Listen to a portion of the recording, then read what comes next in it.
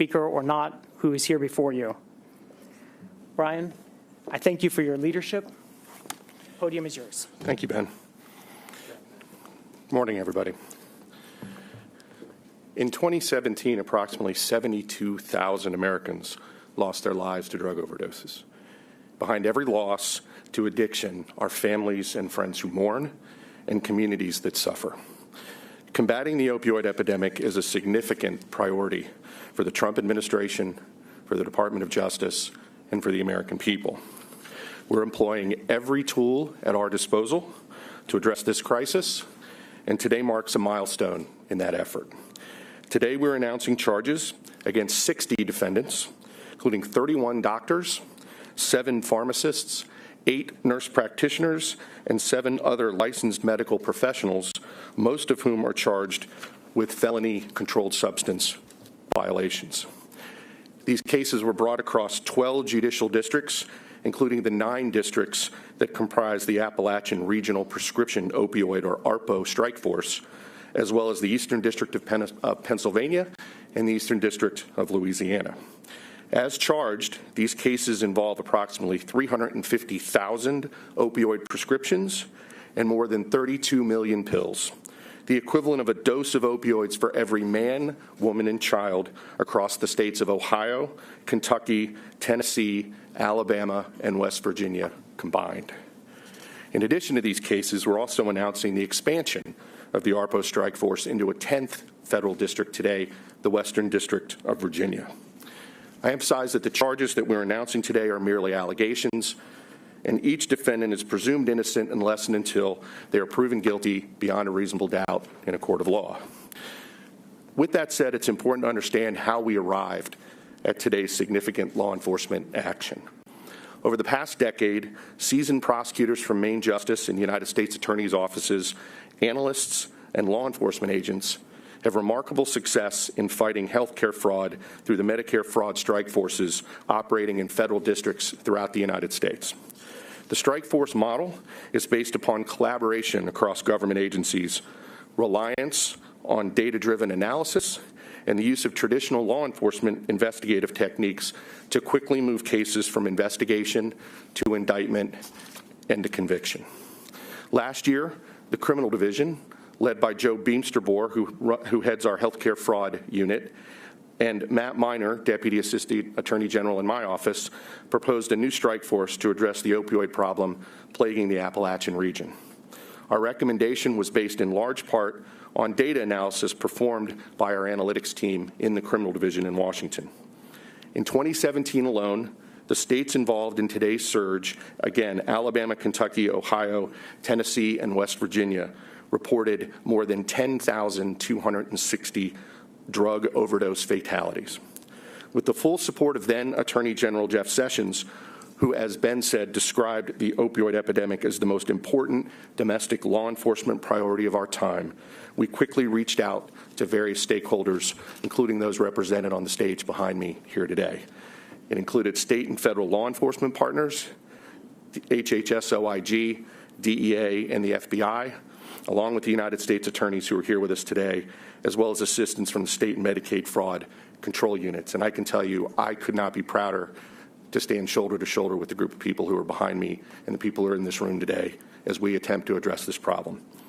The response was overwhelmingly positive. Our agency partners provided resources from far and wide.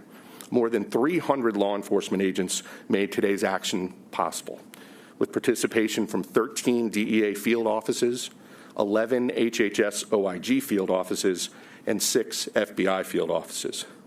With the help of all these great partners, including United States Attorneys Donald Cochran in the Middle District of Tennessee and Rob Duncan in the Eastern District of Kentucky, who offered space for the hubs for ARPO to be able to do their work in their districts, we put together a plan for quick execution.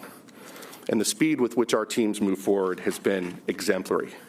Just 5 months ago, we formally announced the formation of the ARPO strike force, and by December, we began surging some of our most dedicated and experienced prosecutors from around the country, from existing strike forces, into the region to collaborate with local assistant United States attorneys and law enforcement. Recognizing the need to move quickly but cautiously, our teams first employed data analysis to identify the most serious targets for further investigation. We also took careful steps to identify and weed out legitimate prescribers, such as those providing cancer and hospice treatment in the region. Our teams next employed traditional law enforcement techniques, such as subpoenas, search warrants, undercover operations, and witness interviews to build the cases we're announcing today. Cases like one involving a doctor in Dayton, Ohio, who at one time allegedly was among the highest prescribers of opioids in the entire state. That doctor allegedly operated a pill mill and funneled prescriptions to the pharmacy housed in his waiting room, which dispensed over 1.75 million pills in a 2-year period. This doctor has been charged with, among other things, unlawfully dispensing controlled substances, including prescription opioids. Or a case in Kentucky, where a doctor's been charged with unlawfully writing prescriptions for opioids in exchange for cash to Facebook friends and people who sent messenger requests to his office assistant without ever examining many of these individuals. Or a case in Tennessee, where a nurse practitioner was charged for his alleged role in a conspiracy to unlawfully dispense controlled substances, including prescription opioids. The conspiracy is alleged to have involved upwards of 100 patients per day and also included prescribing opioids to pregnant women, cash payments for prescriptions, and the writing of over 10,000 prescriptions for controlled substances, including nearly 1 million opioid pills. As important as these prosecutions are, we know that enforcement alone will not end the crisis.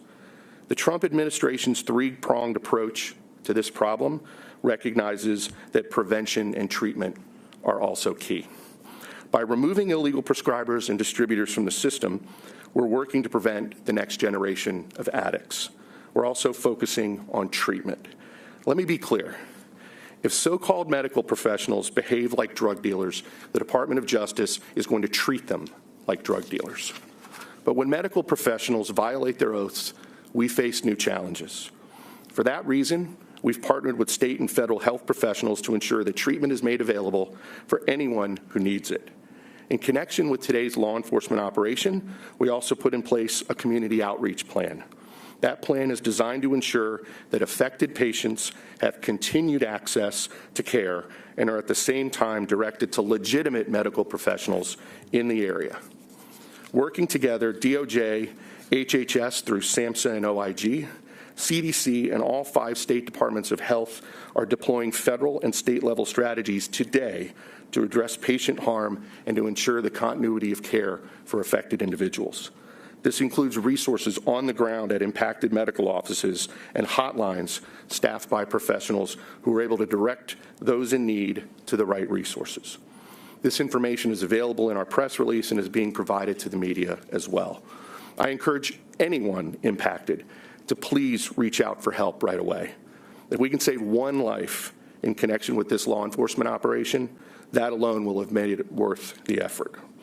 Working in collaboration across government, we are stopping corrupt medical professionals in their tracks, providing services to those in need, and working to prevent the next tragic loss and the next grieving family.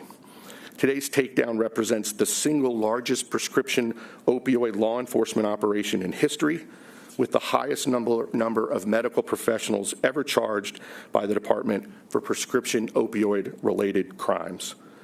But as significant as today's announcement is, everyone should know that our work will not end here.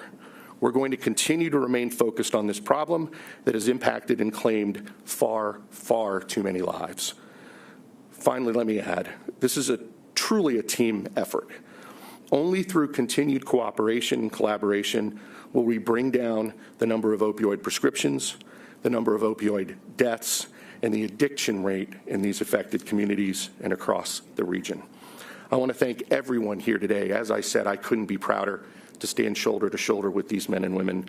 I want to thank U.S. Attorney Glassman for hosting us today, as well as the 8 other United States attorneys and law enforcement partners on the stage.